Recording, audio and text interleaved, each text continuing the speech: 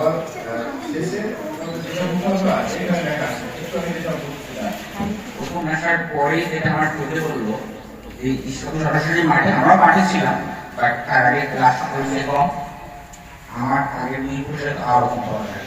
ঠিক আছে, এখন অপরিহার্য নাকি অপরিহার্য নয়? কমে যাচ্ছে বিভিন্ন সংস্থা এই হাট ধোয়ানি এত পরিমাণ প্রজেক্ট এবং আমার ক্ষুদা লাগছে কিন্তু আমার হেঁটে শিবিকারিকা কি করছে কিছু ধানের জাত তৈরি করছে, যেই জাতের মধ্যে এই জিঙ্ক কুচিটা যোগ করেছে।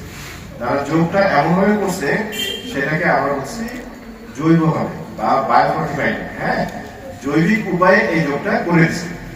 এই ধানের বীজটা যদি আমরা যতবার লাগাবো ততবারই হচ্ছে জিঙ্ক কুচিটা থাকবে, কোনো সমস্যা নেই।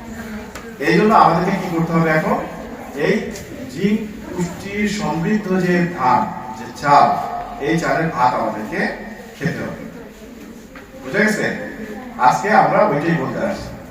অভাব যদি থাকে তাহলে কি কি ধরনের সমস্যাগুলো হইতে পারে এইটা জানানো এবং এই পুষ্টির অভাবটা আমরা কিভাবে মিটাইতে পারি সেটা জানানো। ঠিক আছে? আর একটা বিষয় হচ্ছে যে এই মেসেজগুলি তোমাদেরকে হচ্ছে যে আরো তোমাদের পরিচিত জন যারা আছে তাদের সাথে একটু আলোচনা করতে হবে, তাদেরকে জানাইতে হবে।